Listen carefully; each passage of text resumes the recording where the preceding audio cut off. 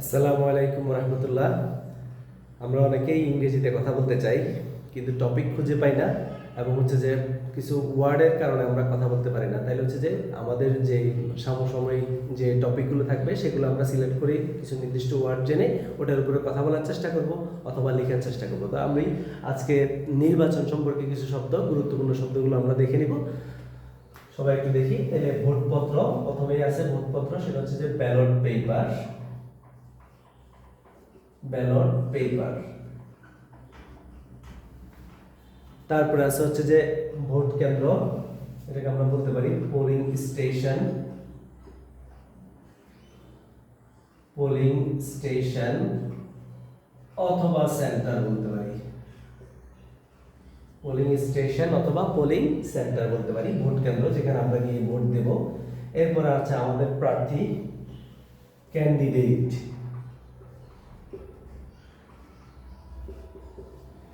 Candidate মানে প্রার্থী। তারপর আছে হচ্ছে যে প্রচারণা, নির্বাচনী প্রচারণা বললে ইলেকশন ক্যাম্পেইন, আর শুধু প্রচারণা বললে আমরা বলতে পারি ক্যাম্পেইন।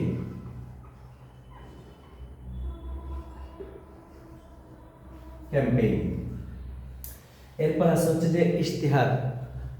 আমাদেরকে বিভিন্ন দল বিভিন্ন রকম ইশতেহার দেয়, তো এটাকে ইংরেজিতে বলে ম্যানিফেস্টো।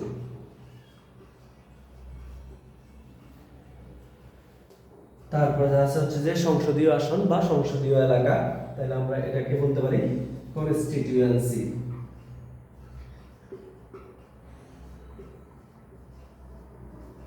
কনস্টিটিউয়েন্সি মানে সংসদীয় আসন বা সংসদীয় এলাকা। এরপর আছে হচ্ছে যে প্রতিনিধি। আমরা নির্বাচনের পরে যে জয়ী হবে আমরা ওইখান থেকে প্রতিনিধি পাবো, রিপ্রেজেন্টেটিভ।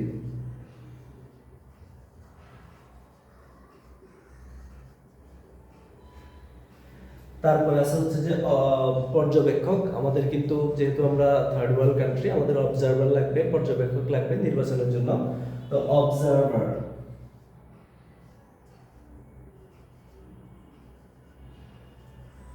অবজারভার মানে হচ্ছে যে পর্যবেক্ষক।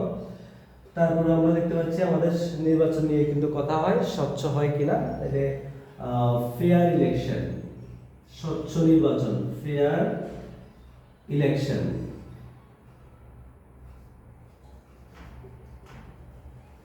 Fair election. এরপরে আছে হচ্ছে যে আমাদের কারচুপি, যেটাকে আমরা বলতে পারি রিগিং। কারণ আমাদের দেশে কিন্তু নির্বাচনের কারচুপির যথেষ্ট অভিযোগ আছে। সবাইকে ধন্যবাদ। আশা করি শব্দগুলো শিখে আমরা চেষ্টা করব কিছু বলার জন্য অথবা লেখার জন্য। আস্তে আস্তে এভাবে করলে আমাদের ইংরেজিটা ইমপ্রুভ হবে ইনশাআল্লাহ। ধন্যবাদ।